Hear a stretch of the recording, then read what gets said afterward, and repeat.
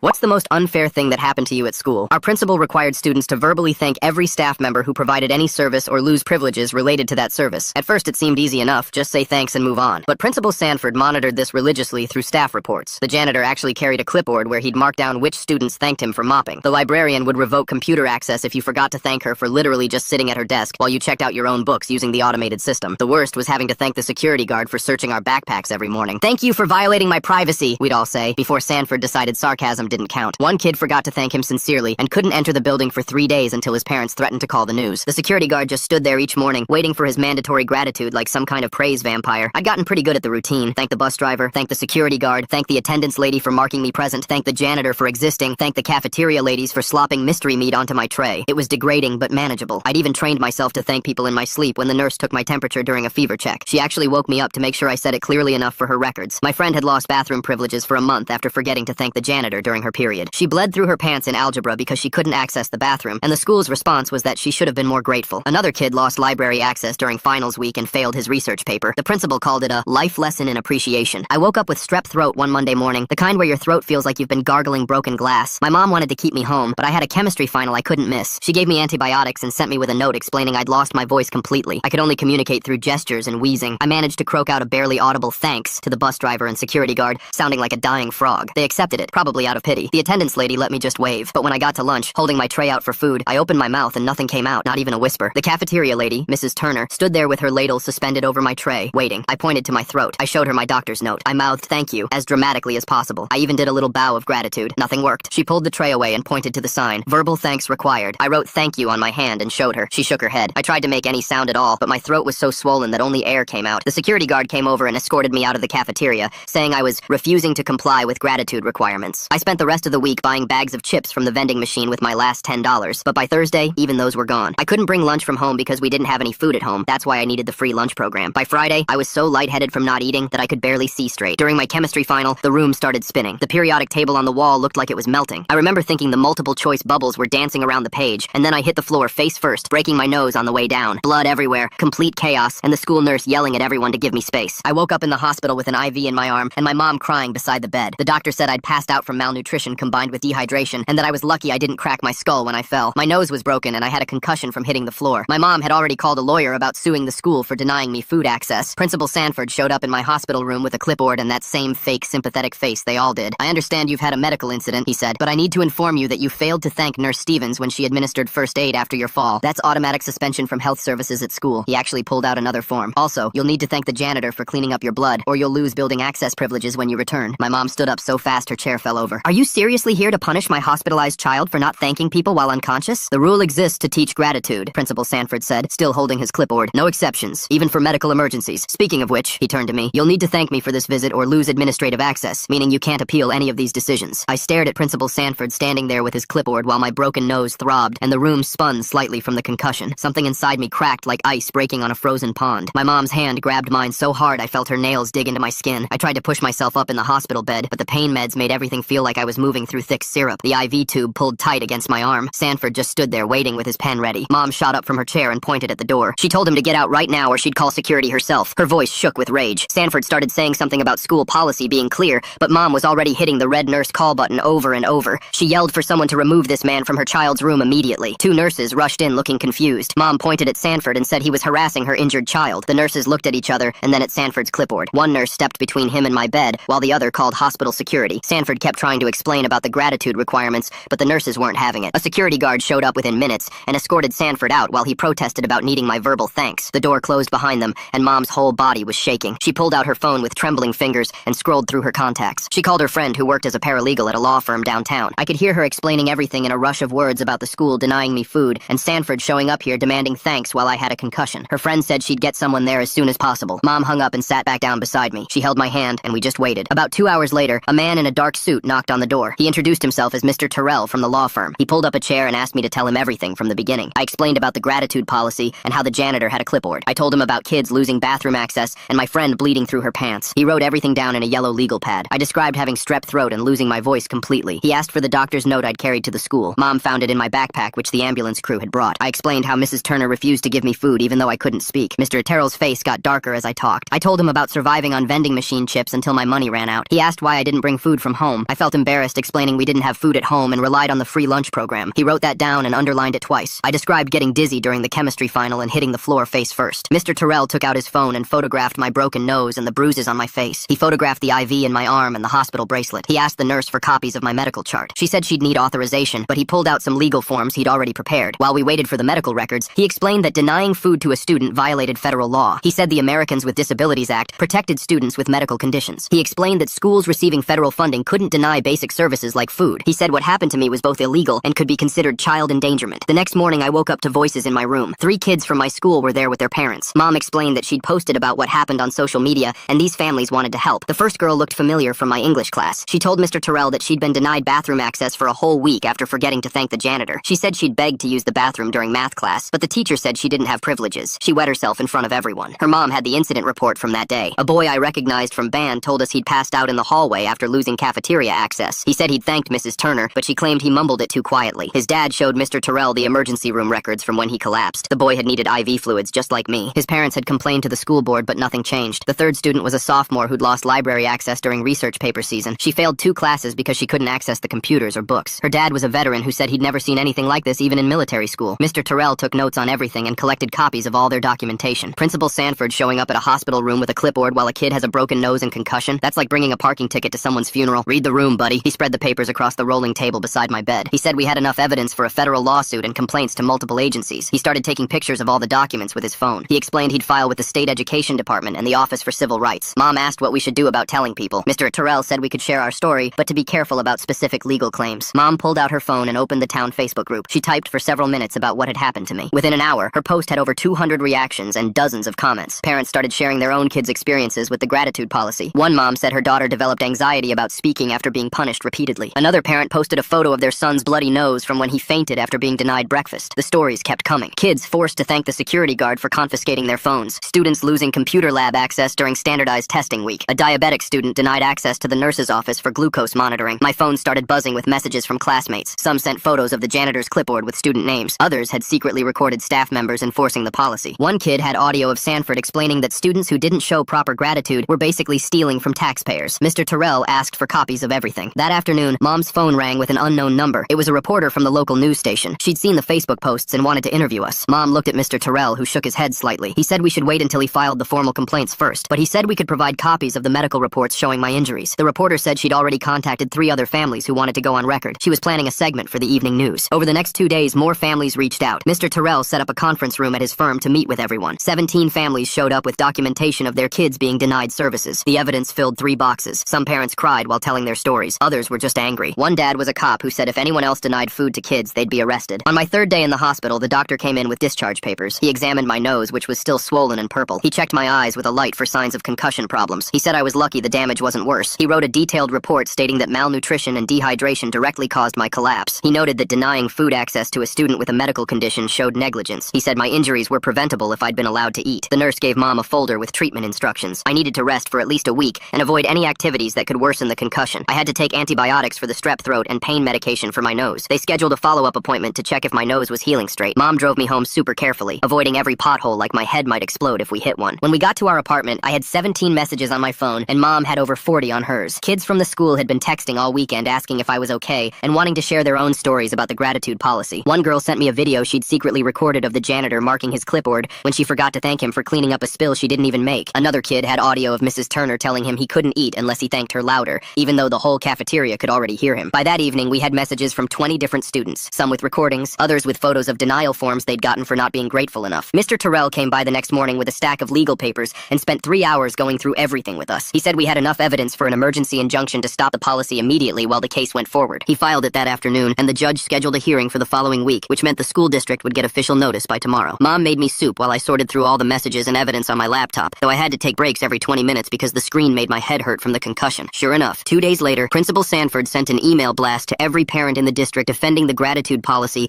as essential character building that taught students important life skills. He actually wrote that students were exaggerating their experiences and that no one had been seriously harmed by learning to show proper appreciation for the hard work of school staff. He attached statistics about youth entitlement and articles about the importance of gratitude in child development. The email backfired within hours. Parents started replying all with their own kids' medical bills and therapy receipts attached. One family's insurance statement showed $8,000 in treatment costs after their daughter daughter developed an eating disorder from losing cafeteria access for 2 months. Another parent posted receipts for emergency room visits when their diabetic son couldn't access the nurse's office. The reply all chain got so long that the district email server actually crashed for a few hours. 3 teachers reached out to mom privately through Facebook, scared to use school email. They sent screenshots of internal emails where Principal Sanford threatened to fire anyone who didn't strictly enforce the gratitude requirements. One teacher had been written up for letting a kid use the bathroom without verbal thanks when the kid was clearly about to throw up. Another got in trouble for not reporting a student who whispered thanks instead of speaking at normal volume. The cafeteria workers union rep called Mr. Terrell directly after hearing about the lawsuit. She said Sanford had made all food service employees sign agreements that they'd report any student who didn't thank them or they'd lose their jobs. She had copies of the agreements and testimonies from workers who felt terrible about denying food to hungry kids but couldn't afford to get fired. During all this legal stuff, I was dealing with splitting headaches that made me want to puke. Mom had to wake me up every 3 hours at night to check if I was okay, shining a flashlight in my eyes to make sure my pupils were the same size. I couldn't eat normal meals because my stomach was all messed up from not eating for a week. Even crackers made me feel sick. The doctor said it would take time for my body to adjust to food again after the starvation. 5 days after the filing, the school board called an emergency meeting. They sent out a robocall at 6 in the morning saying they'd be discussing the gratitude policy at 7 that night. By 6:30, the parking lot was completely full and parents were parking on the grass and sidewalks. 3 news vans showed up with cameras and reporters interviewing parents outside. The auditorium was packed so tight that people were standing along the walls and sitting in the aisles. They had to open the cafeteria and set up a video feed for overflow. The board members sat at their long table looking really uncomfortable as hundreds of angry parents stared at them. They started with public comments, limiting each person to 2 minutes. When they called my name, I stood up super slowly because quick movements made the room spin. Mom helped me walk to the microphone at the front. I explained how I physically couldn't speak because of strep throat, how I had a doctor's note, how I tried every possible way to show gratitude without words. I told them about passing out face first during my chemistry final, breaking my nose, getting a concussion, all because the school chose their policy over letting a sick kid eat. I showed them the hospital bills, the photos of my broken nose, the doctor's report about malnutrition. The board members kept looking at each other nervously. After me, other students got up to testify. My friend who bled through her clothes told her story, while her mom held up the ruined pants as evidence. A boy with diabetes explained how he went into shock when he couldn't access the nurse for his insulin. A girl with anxiety showed her therapy bills from developing a fear of speaking after being punished so many times. Each story was worse than the last, and the board members looked more and more uncomfortable as the night went on. Principal Sanford stood up from his chair at the side of the room and walked to the podium carrying a thick binder. He flipped it open and started pulling out papers covered in charts and graphs while the whole auditorium went quiet. These records show 92% compliance with gratitude requirements over the past 2 years, he said. He held up page after page of the janitor's clipboard copies and attendance sheets with check marks next to names. The security guard's daily logs showed which students said thanks and which ones didn't. He had spreadsheets tracking bathroom access denials and food service restrictions sorted by date and student name. He actually smiled while showing a graph where gratitude compliance went up after punishments increased. This data proves the system works exactly as designed. One of the board members leaned forward into her microphone. Mr. Sanford, did you really go to this student's hospital room and demand thanks while they were injured? The whole room held its breath. Sanford straightened his tie and nodded. Yes. Consistency is the foundation of any behavioral modification program. The board member's face went red. You demanded gratitude from a child with a broken nose and concussion that your policy caused? Sanford opened his mouth to answer, but the crowd erupted in angry shouting. How did Principal Sanford track all those thank yous with such detail? The clipboards and spreadsheets and graphs, did he really spend hours making charts about which kids said thanks? Parents were standing up and yelling while the board president banged his gavel trying to restore order. 3 days later, a letter arrived from the state education department saying they were launching a full investigation into our school. They sent 2 investigators who set up in the library and started interviewing students one by one. Kids lined up down the hallway waiting to tell their stories. The investigators took notes on everything and collected copies of all the punishment records and denial logs. They asked for the original clipboards and tracking sheets that staff had been using. Mr. Terrell filed the federal lawsuit that same week at the courthouse downtown. He named the school district, Principal Sanford personally, and the board members who knew about the policy but didn't stop it. The lawsuit asked for medical costs, pain and suffering damages, and an immediate end to all gratitude requirements. He also demanded Sanford be removed from any position where he had power over students. Local news crews showed up at the school every morning filming students going through the metal detectors without having to say thanks anymore. I was walking to my locker after school about a week later when the security guard approached me in the empty hallway. He looked around to make sure nobody was watching and spoke quietly. I'm sorry about what happened to you. He rubbed his face and sighed. I knew it was wrong, but I have 3 kids and I needed this job. He pulled out a business card and handed it to me. That's my number if your lawyer needs me to testify about what really went on here. More staff started coming forward after that. The janitor showed up at Mr. Terrell's office with a cardboard box full of clipboards dating back 2 years. Each one had hundreds of names with marks showing who thanked him and who didn't. He had notes in the margins about which kids lost bathroom access and for how long. The librarian brought her computer access logs showing she'd blocked over 300 students from using school computers for not saying thanks. Even some teachers came forward with emails where Sanford threatened to fire them if they didn't enforce the policy strictly. The school district hired a child psychologist to evaluate students who'd been affected by the gratitude policy. She spent 3 weeks interviewing kids and reviewing medical records. Her report said the forced gratitude system created a culture of fear and control instead of genuine appreciation. She wrote that students showed signs of anxiety, depression, and trauma from being denied basic needs. She said making children thank adults for searching their bags or denying them food was psychological manipulation. About a month into the lawsuit, the school district's lawyer called Mr. Terrell to discuss a settlement. They offered to pay all our medical bills and therapy costs if we dropped the lawsuit and signed papers saying we wouldn't talk about the case publicly. They wanted to make everything go away quietly without admitting they did anything wrong. Mr. Terrell called my mom and explained the offer. We talked about it over dinner that night, but Mom shook her head. This isn't just about money. It's about making sure this never happens to another kid. Mr. Terrell told the district lawyer we were rejecting their offer and proceeding with the lawsuit. We're not fighting for a payout, he said in his response letter. We're fighting to protect future students from this kind of abuse. Word spread through town about what was happening at the school. The pizza place downtown put up a sign in their window saying, "Free lunch for any student affected by the gratitude policy. No thanks required." The sandwich shop followed with their own sign. The local diner started a fund to help families pay for therapy costs. Even the grocery store put up a display by the registers collecting donations for affected students. More businesses joined in each day until Main Street was full of support signs. The hearing happened 2 days later at the courthouse downtown. Mr. Terrell stood in front of the judge with a stack of papers 3 inches thick. He showed her the medical reports from my hospital stay and photos of my broken nose. He had statements from 27 students about being denied food, bathrooms, or other basic services. The judge's face got harder with each page she read. She kept shaking her head and writing notes on her legal pad. After an hour of looking through everything, she banged her gavel and issued a temporary restraining order. The gratitude policy had to stop immediately. No more forced thanks for anything. Students could get food, use bathrooms, and access all services without saying a single word. The school district's lawyer tried to argue, but the judge cut him off. She said denying children food was child abuse, not character education. When I went back to the school the next Monday, everything felt different. The security guard just waved kids through the metal detector without waiting for thanks. He actually looked relieved, like someone had taken a heavy weight off his shoulders. The cafeteria workers served food with small smiles, instead of standing there waiting for verbal gratitude. Mrs. Turner put extra mashed potatoes on my tray and winked at me. The janitor had thrown away his clipboard and was actually whistling while he mopped. Students walked through the halls without that scared look they used to have. Nobody had to calculate whether they'd said thanks enough times to use the bathroom. The attendance lady marked kids present without making them perform gratitude. That same morning, an announcement came over the speakers that Principal Sanford was on administrative leave. The whole school went quiet for a second, then you could hear cheering from different classrooms. An interim principal named Ms. Rodriguez took over and called an assembly that afternoon. She stood at the podium and said student welfare would be her top priority. She apologized for what we'd been through and promised things would change. She set up a box outside her office where students could leave anonymous notes about their concerns. The state investigators showed up that week and started interviewing everyone. They pulled students out of class one by one to ask about their experiences. They went through Sanford's office and took boxes of files. They examined years of emails and memos. After 2 weeks of digging, they found something big. Sanford had been getting bonus payments for his character education programs. The district gave him extra money every year based on his gratitude compliance rates. He was literally making thousands of dollars by forcing us to thank people. The investigators found spreadsheets where he tracked percentages and calculated his bonuses. 3 weeks after the investigation started, the school board called another emergency meeting. They voted to fire Sanford for gross misconduct. The board president read a statement saying they were deeply sorry for allowing the policy to continue. They admitted they should have listened when parents complained. They promised to review all policies to make sure nothing like this could happen again. The local paper ran the story on the front page with the headline, "Principal Fired After Gratitude Policy Abuse." The district also agreed to pay all medical bills for students who got hurt because of the policy. They set up a fund for therapy and mental health support. My mom got a letter saying they'd cover my hospital stay, the broken nose surgery, and therapy sessions. Other families got similar letters. Kids who developed eating disorders or anxiety got long-term treatment covered. The district hired counselors specifically to help students recover from what happened. Mr. Terrell said we still needed to continue with the federal lawsuit, though. He explained that paying medical bills wasn't enough. We needed an official court ruling to protect students everywhere. He wanted legal precedent that would stop any school from trying something similar. He filed papers in federal court asking for a judgment on constitutional violations. He said denying food and bathrooms violated basic human rights. The case would take months, but he was confident we'd win. Meanwhile, a reporter from a big national news network called my mom. They'd heard about our story and wanted to do a segment on it. Mom agreed after talking to Mr. Terrell. The reporter came to our house with a camera crew and interviewed me for 2 hours. They also talked to other students and filmed at the school. When the story aired on national TV,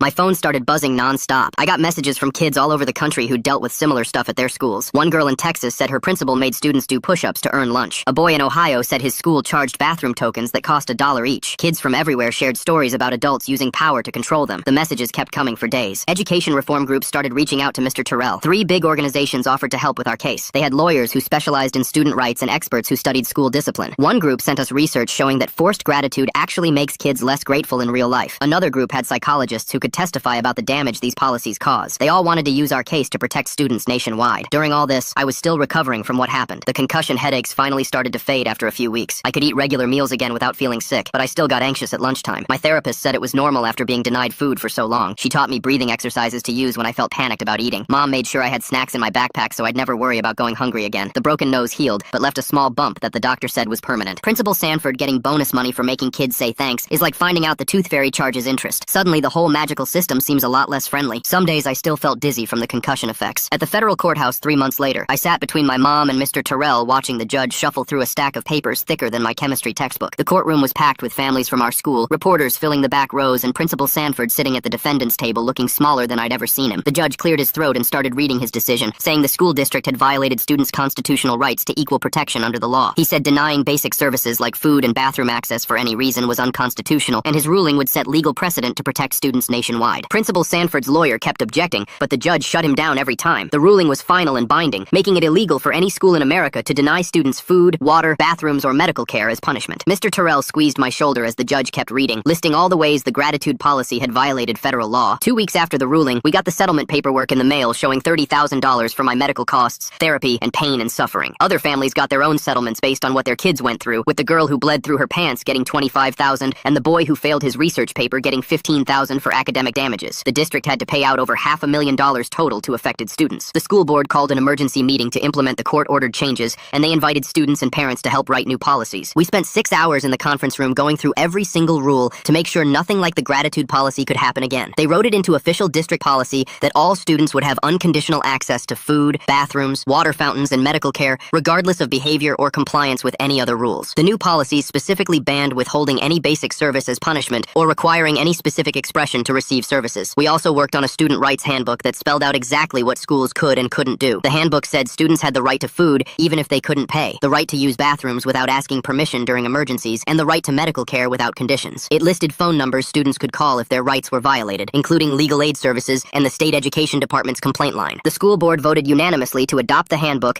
and make it required reading for all staff. At the state capitol building, legislators were drafting what everyone called the gratitude law, which would ban schools statewide from requiring specific expressions of thanks for basic services. The bill's sponsor read my story into the official record, and other students from around the state testified about similar experiences at their schools. The law passed with only 3 votes against it, and the governor signed it at a ceremony where I got to stand behind him holding the pen he used. Other states started calling Mr. Terrell asking for copies of the law so they could pass their own versions. Within 6 months, 12 states had similar laws on the books or in process. The state education board also voted to revoke Principal Sanford's education license permanently after their investigation found he'd tried the same gratitude policy at 2 previous schools. The investigation report showed he'd left both schools when parents started complaining, then moved to our district and convinced the board his policy would teach character. He'd actually published articles in education journals promoting forced gratitude as a discipline tool, and the state board said his pattern of behavior showed he was unfit to work with children. His teaching certificate and administrator license were both revoked with no possibility of reinstatement. The interim principal who'd taken over during the investigation got the permanent job after the school board interviewed her and several other candidates. She immediately started monthly forums where students could bring up concerns directly to her without going through teachers or counselors first. At the first forum, she actually took notes on everything students said and followed up with real changes, like extending passing periods by 2 minutes so kids had time to use the bathroom and removing the rule about needing hall passes for the water fountain. She put suggestion boxes in every hallway and read every single note students put in them. When students complained about the dress code being unfair, she formed a committee with equal numbers of students and staff to rewrite it. My mom decided to run for school board on a platform of student safety and parent involvement. She knocked on doors all over town telling our story and explaining why parent voices needed to be heard in the school decisions. She won with 78% of the vote, the biggest margin in the school board election history. At her first meeting as a board member, she proposed requiring the board to hear from students at every meeting, not just when there was a problem. The security guard who'd enforced the gratitude policy asked to speak at a school assembly to apologize for his role in what happened. He stood at the microphone for a full minute before he could talk, then told everyone how sorry he was for choosing his job over doing what was right. He said he'd been afraid of losing his paycheck, but realized that was no excuse for participating in something that hurt kids. He started working with the new principal to rebuild trust, volunteering to supervise activities without his clipboard, and actually talking to students like people instead of potential rule breakers. He became one of the biggest advocates for student rights in the school, speaking up in staff meetings when teachers suggested policies that might harm kids. A year after my collapse in chemistry class, I got an invitation to speak at a national education conference about our experience. I stood in front of 300 educators and told them how students in our school had organized to fight back against an unjust system and won. I showed them pictures of kids standing in the hallway because they couldn't thank the teacher for opening the door, and the room went completely silent. I finished my presentation and walked off the stage with my hands still shaking a little bit. Back at the school the next month, construction workers started tearing down all those old gratitude requirement signs that used to be everywhere. They dug up the concrete posts and hauled away the metal frames while students watched from the windows during class. The new principal asked the student council what should go in that empty space by the main entrance where the biggest sign used to stand. My friend who'd bled through her pants that day in algebra